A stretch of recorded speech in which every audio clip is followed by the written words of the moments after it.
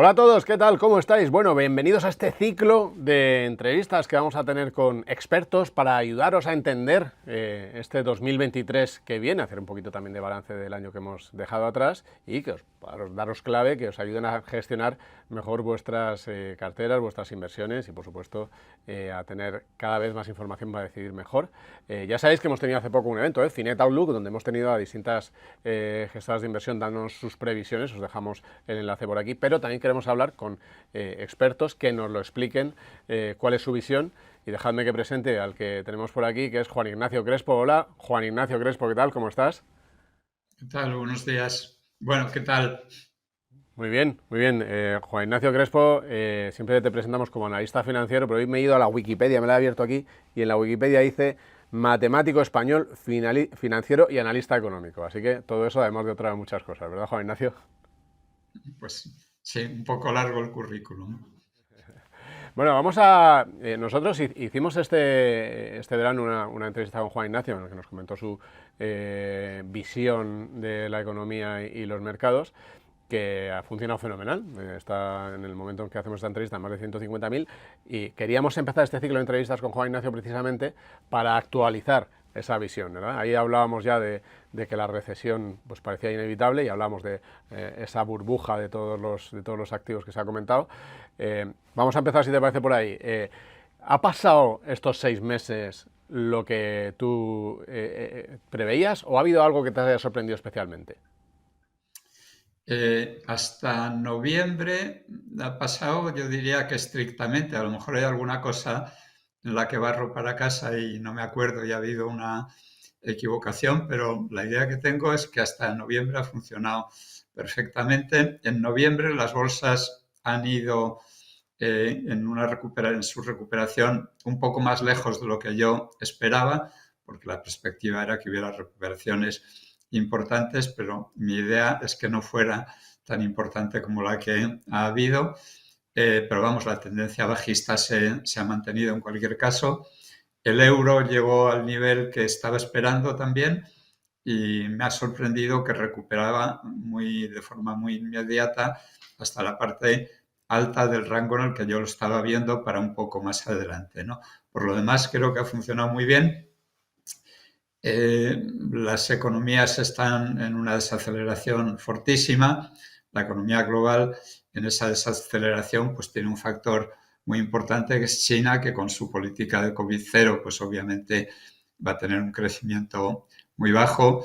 Hay una consultora a la que yo sigo, Fathom, que se puede ver en el data stream de Aecon, es lo que antes era la parte financiera de Thomson Reuters, y ellos están estimando, y suelen hacerlo con muy buen criterio y con bastante acierto, 1,7% de crecimiento en este trimestre en el que estamos para la economía china. O sea, 1,7% en tasa en la que se compara el trimestre actual con el mismo trimestre de 2021. Entonces, todo va en la línea un poco señalada en aquel vídeo que grabábamos al comienzo del verano, pero bueno, con detalles que se han ido escapando por aquí y por allá, pero con las mismas tendencias. Para 2023, la mayoría de las casas hablan de que veremos recesión a lo largo del año, aunque alguna entrevista hemos hecho que nos decían que igual no llegaba a ser recesión global, o sea, que podía ser un menor crecimiento. ¿Cuál es tu perspectiva para 2023? Bueno, mi idea es la de recesión global. Cuando hablamos de recesión global, tampoco quiere decir que tengan que caer en recesión todas y cada una de las economías. Imaginemos que China crece el año que viene un 1,7%. Para mí eso es una recesión en la economía china. Eso les genera un desempleo enorme. Caer de crecer un 6, un 7 a crecer un 1,7 es como que España caiga de crecer un 1,5, un 2, 2,5 a que crezca menos 3, ¿no? Y en la economía de Estados Unidos, pues hay que tener claro que con el criterio de con el criterio de 2 trimestres seguidos de contracción económica, ya estuvo en recesión, en una recesión muy ligera en el primer semestre de este año que termina, ¿no? Es decir, primero y segundo trimestres de este año, el crecimiento en Estados Unidos fue negativo, pero con el criterio que utiliza el National Bureau of Economic Research, que es el criterio aceptado en Estados Unidos, pues la economía americana no habría entrado aún en recesión y para este trimestre parece que estaría creciendo en este momento a niveles del 0,6-0,7% trimestral, ¿no? Pero es que hay un razonamiento muy sencillo que, bueno, pues a lo mejor la economía global se escapa de él, pero normalmente no suele fallar. Tipos de interés fuertemente al alza, pues implica bolsas a la baja y economías que entran en recesión. ¿Qué es lo que puede terminar haciendo que este planteamiento no sea correcto? Pues la enorme cantidad de liquidez y de poder adquisitivo que se inyectó en las economías domésticas durante la pandemia, ¿no? En el año y medio, pongamos, crítico de la pandemia, es que el Banco Central Americano, la Reserva Federal, inyectó del orden de 5 billones de dólares, ¿no? Eso supone, bueno, haciendo unos cálculos un poco aproximados, que el gasto público extra en la economía americana durante ese periodo fue de 4,5, 5 billones, hablo de trillion, cuya traducción al español es billón, 4,5, 5 billones de dólares de gasto extra, lo que provocó que el ahorro extra en la economía americana de las economías familiares fuera de 3,3 billones, 3,3 trillion de dólares, del cual se han gastado ya 0,7, 0,8 billones, ¿no? Pero queda todavía mucho poder adquisitivo ahí remasado en ese ahorro. Pero lo que se ha dicho de la economía americana se puede decir de la española, que el ahorro acumulado también ha sido como de unos 140.000 millones de euros, que a escala viene a ser prácticamente pues lo mismo que en la economía americana o muy parecido, e igual en el resto de las economías europeas. En el caso español no fue por un gasto público tan grande como el de Estados Unidos. Me refiero no solo a España, sino a la eurozona. En la eurozona el gasto público extra habrá sido entre 2,5 y 3 billones de dólares, pero a cambio se mantuvo el empleo gracias a los ERTES, y los ERTES fueron financiados por el Banco Central Europeo por una parte, y por otra por algo que yo considero que es gasto público también, y que además hay gente como Russell Napier que coincide en esa visión, y es que los avales bancarios son creación de dinero también. Entonces, gracias a que en la economía europea ha habido avales por valor de 2,5 billones de euros, pues la inyección global ha sido muy parecida a la de la economía americana. Por eso ambas están con los niveles de inflación que han venido estando en los últimos meses, y por eso hay ahí como un remanso de ahorro que puede terminar provocando que la recesión, en vez de producirse de forma inmediata, pues se produzca mucho más tarde de lo que inicialmente esperábamos. ¿Y la gravedad de la recesión puede hacer también que sea una recesión más suave y más corta? Bueno, pues hace 6 meses hubiera dicho que no, que iba a ser una recesión muy, muy importante, pero por esos amortiguadores que estamos comentando de la abundancia de ahorro en todas las economías desarrolladas, pues puede que sea una recesión de mucho menor importancia de la que uno esperaría, con tipos de interés que en Estados Unidos pueden subir hasta superar el nivel de inflación, ¿no? Si eso se quedara fijo en una fotografía ahora mismo, significaría que los tipos de interés americanos tienen que subir hasta el 6 o el 7%, ¿no? Bueno, como la inflación previsiblemente irá reduciéndose allí, pues el nivel al que tienen que subir los tipos también será menor, pero a lo mejor entre el 5 y el 6%, pues no hay manera de librarse de él, ¿no? Pensando en eso, pues uno concluiría una recesión muy fuerte, pero con ese ahorro acumulado puede que no sea tan fuerte, pero a cambio está claro que los gobiernos están decididos a cometer el mismo error que se cometió en los años 70, ¿no? Que es inyectar retirada de liquidez por parte de los bancos centrales, pero aumento del gasto público por el otro lado, con lo cual el poder adquisitivo que se detrae de las economías con la subida de los tipos de interés de los bancos centrales, pues lo están inyectando, por otro lado, los gobiernos con un gasto público que está siendo muy excesivo. ¿Y a qué va ese gasto público, aparte de las partidas habituales? Pues está yendo a intentar mitigar el impacto de la subida de los precios con bonificaciones de todo tipo, ¿no? Esas bonificaciones, según estimaciones que hace la Agencia Internacional de la Energía, pues hasta hace un par de meses sería de $500 millones en Europa, pero una estimación que hace el Instituto Bruegel pues es que lo pone mucho más arriba, lo ponía ya hace un mes en 700.000 millones de euros, pues a lo mejor vamos a ir cuando termine el año por el billón de euros, que es una inyección a las economías familiares finalmente, ¿no?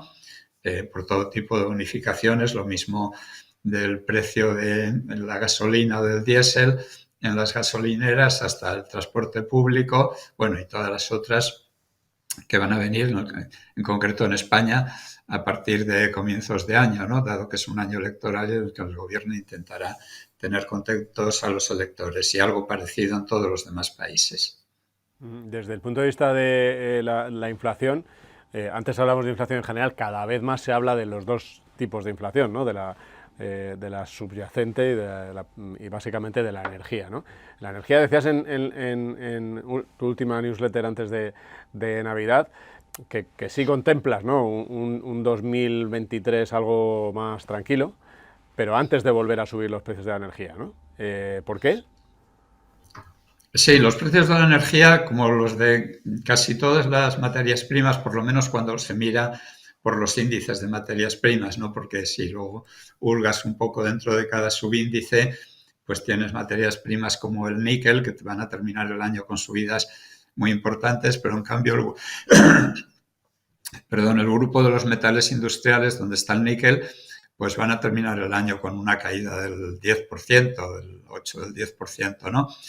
Pero en muchas otras materias primas ha sido un viaje de ida y vuelta. El petróleo Brent termina el año, si se cerrara hoy el año, estaría en el mismo precio que a finales del año pasado.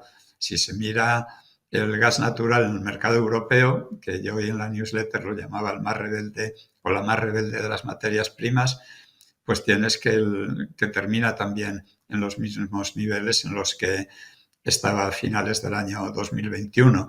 Y otro tanto se puede decir de las materias primas agrícolas. Tuvieron una subida impresionante allá por la primavera, o dos repuntes impresionantes, uno en marzo y otro en mayo, pero terminan el año con cambios muy pequeños, del más menos 2%, dependiendo de lo que ocurra en estos próximos días. Y así sucesivamente, ¿no? Es decir, solo el gas en el mercado americano, el gas natural, va a terminar con una subida importante. Entonces, ha habido como un viaje de ida y vuelta en el que, simplificándolo mucho y por resumirlo, en el primer semestre las materias primas subieron mucho y en el segundo han bajado mucho, y muchas van a terminar por eso con un cambio neto cercano a cero o cero directamente. Pues para el año 2023 yo preveo algo parecido, pero al revés, que bajen las materias primas en el primer semestre y que suban en el segundo semestre, pero para terminar en niveles parecidos a los actuales. Cuando digo parecidos a los actuales es porque, visto en un gráfico, pues no se ven, en los gráficos que yo proyecto, pues no se ven grandes cambios. Otra cosa es que a lo mejor lo que te parece que no es un gran cambio resulta que en el año cierren con un 15%, un 10% arriba o abajo. Eso es ya muy difícil calibrar desde aquí, ¿no? A 12 meses vistas, pero nada de esos cambios brutales que hemos visto en este año pasado, en el que el níquel llegó a subir un 150%, o las materias primas agrícolas un 50 o un 60%, ¿no? Y si coges alguna individual, pues todavía más. O sea, no vería un año de cambios netos para el conjunto de 2023, no vería cambios netos grandes en el precio de las materias primas, pero dentro de eso, y facilitando la evolución favorable de la inflación, en el primer semestre veo una bajada del precio y en el segundo veo una subida, lo cual a los gobiernos y en concreto al español, si las elecciones se producen en noviembre, pues a esa evolución desfavorable en el segundo semestre le vendría muy mal. En el escenario que dábamos como posible, que no sé si le quieres dar algún porcentaje de economía, no entrando en una recesión muy fuerte, una recesión ligera, y a pesar de esa subida de tipos, primero, ¿sería la primera vez que sucede algo así en la historia, tú que la conoces perfectamente, que después de una subida tan bestia la economía consigue resistir más o menos? Y segundo, en ese escenario, ¿el riesgo mayor es que no pase esto y que la inflación se siga desbocando? ¿O es más que la recesión sea más profunda porque China se convierte en un auténtico desastre? A ver, hay una combinación de cosas muy conocidas que se han dado en la historia, que se han dado en la historia previamente, como la de los años 70, ¿no? Por no querer tomar las medidas adecuadas, se prolongó una crisis que duró pues desde 1969-70, que fue que hubo una recesión en Estados Unidos, hasta el año 82, en que Estados Unidos sale de la recesión, de ese par de recesiones gemelas que hubo entre el 80 y el 82. Es decir, los gobiernos no quieren tomar las medidas adecuadas, los bancos centrales las toman, pero de manera mucho más tímida de lo que deberían, y hay ese periodo llamado de estanflación que se prolonga durante 12 años, ¿no? Ahora tenemos una combinación del mismo tipo. Los bancos centrales han tardado mucho en tomar medidas, ahora parece que ya están decididos a tomarlas, pero los gobiernos, por electoralismo, están tomando otro tipo de medidas de gasto público, como decía antes, que yo creo que están sustituyendo a la famosa espiral alcista de entonces de incremento de precios, incrementos de salarios. Entre todo el dinero inyectado durante la pandemia y esas nuevas bonificaciones, tenemos un panorama como para terminar en un periodo de estanflación. ¿Qué es cuáles serían las consecuencias de esto? Pues que aunque tuviéramos una recesión suave ahora, como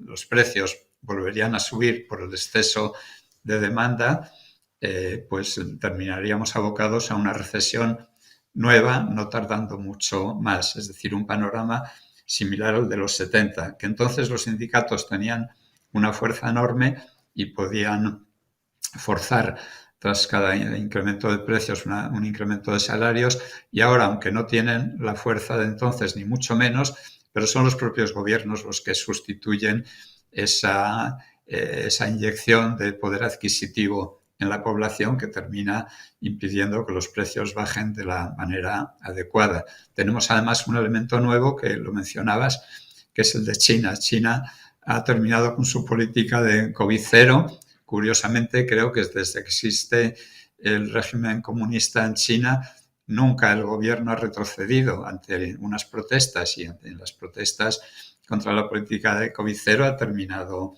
cediendo. Pero al abrir la mano, pues todo China parece que se está contagiando, y pueden producirse de nuevo el mismo tipo de interrupciones en la cadena de suministros como las que hemos visto hace un año, año y medio, aunque por razones distintas. En esta ocasión porque toda China esté guardando cama, ¿no? O esté la cadena industrial y de distribución pues un poco alterada, ¿no? En el caso español, además, vemos cosas muy curiosas también en cuanto a inyección de poder adquisitivo. Ayer miré cuánto había subido el salario mínimo desde 2018, tomando como dato cierto, algo que todavía no lo es, que la subida del salario mínimo sea de un 8%, como propone la parte alta del rango que ha sugerido el Ministerio de Trabajo, y habría habido una subida del salario mínimo del 45% si ese 8% de subida se confirmara. Y en ese mismo periodo el IPC ha subido un 14%. Bueno, pues la pérdida de competitividad que eso supone para la economía española, añadida a la pérdida de competitividad de que no hayamos alcanzado todavía el nivel de PIB anterior a la pandemia, pero en cambio haya 1 millón de personas más empleadas, pues es una combinación letal y propia para que el crecimiento sea bajo en los próximos años y estemos en una situación bastante mala de cara a ese tipo de dificultades de sucesivas recesiones, porque la inyección de dinero por parte de los gobiernos, el gasto público de los gobiernos, deshace en parte o del todo la subida de tipos de interés de los bancos centrales. Comentabas hace poco también en tu newsletter los niveles a los que podría llegar la deuda pública en Europa, en algunos países. ¿Qué nivel te parece a ti realmente peligroso de subida de los tipos de interés, para España en concreto? Bueno, yo creo que el 3%, que ahora todo el mundo da por hecho, ¿no?, para la subida de tipos por parte del Banco Central Europeo, se va a quedar corto, y mi idea es que los tipos de largo plazo, con esa perspectiva de la deuda pública española, ampliándose un poco la prima de riesgo, pues que llegará a 4,5%, ¿no? El Tesoro español está financiado durante los últimos 6, 7, 8 años a tipos de interés prácticamente cero, con lo cual el coste no se va a incrementar durante un tiempo, ¿no?, porque hay un montón, la masa fundamental de la deuda pública está emitida a tipos cero, pero el coste va a ir aumentando, primero porque se producirán nuevas emisiones que además ya no las va a comprar el Banco Central Europeo. Si el Banco Central Europeo mantiene esa política rigurosa que ha estado anticipando muy recientemente. Y por otro lado, pues las letras del Tesoro, lo que es financiación a más corto plazo, pues vence anualmente y eso incrementará también los costes. A corto plazo no veo grandes dificultades por ahí, a no ser que se produzca una pérdida de confianza, pero más por motivos políticos y por motivos de que Italia pues se descontrole su prima de riesgo y nos termine afectando. Por ahora la prima de riesgo se ve muy estable, ahí en 100, 110 puntos básicos. Okay. Y la última, hablábamos en la entrevista de este verano de la burbuja de todos los activos que se había pinchado.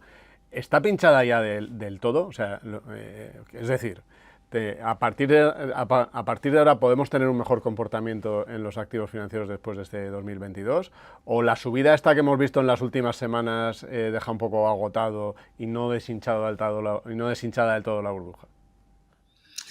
Yo creo que no se ha deshinchado del todo, y algunos de los datos que he dado pues fundamentan el que no se haya pinchado del todo. Las bolsas, mi perspectiva para las bolsas es que van a evolucionar por una de estas dos alternativas, o la de 2008 o la de 2000. Si es la de 2008, pues veremos una crisis muy fuerte en la primavera, tocando los mínimos, y si es la de 2000, pues veremos una crisis o una caída de las bolsas más prolongada, pero de manera caída más paulatina, ¿no?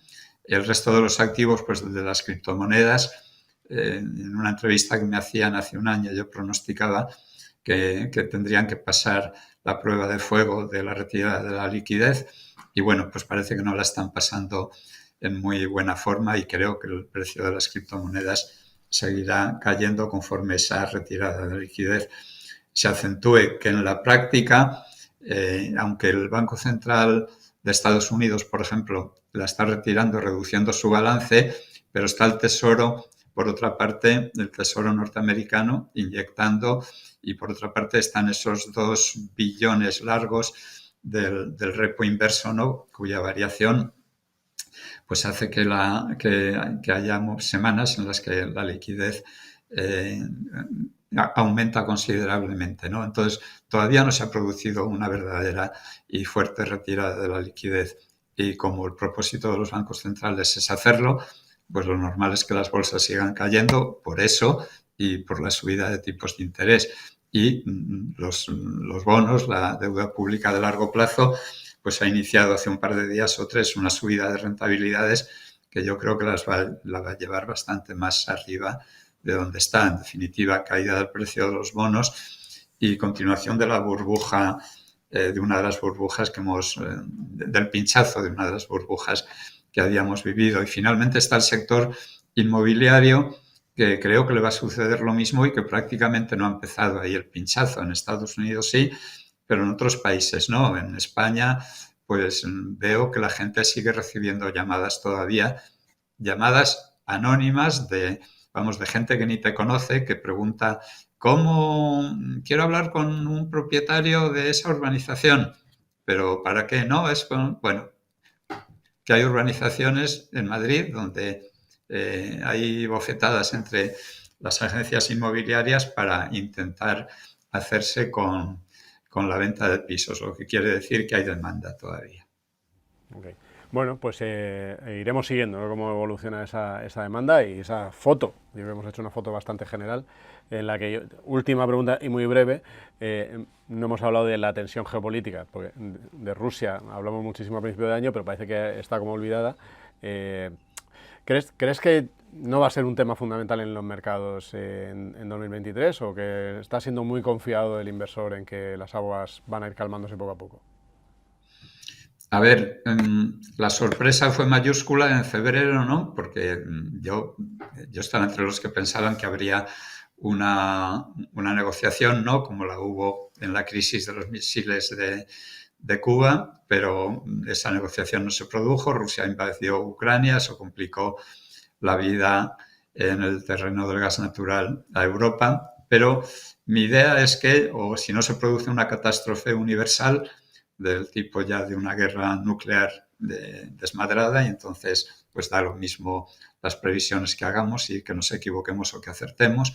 En mi artículo en El Español de esta semana metía las previsiones que hacían expertos norteamericanos allá por 1961 sobre lo que significaría para la economía americana en vidas y en atraso económico, y hacían un escalado, bueno, y terminaban diciendo: con 160 millones de muertos, la economía americana tardaría 100 años en recuperar el nivel del momento de la guerra, ¿no? Bueno, si uno se pone a pensar en eso, pues todo lo demás da un poco igual, aunque aquel informe decía algo muy curioso, que la gente que sobreviviera reharía sus vidas y podrían tener vidas felices. Bueno, porque está claro que los humanos, como todas las demás especies, si no perecemos, nos adaptamos a todo, ¿no?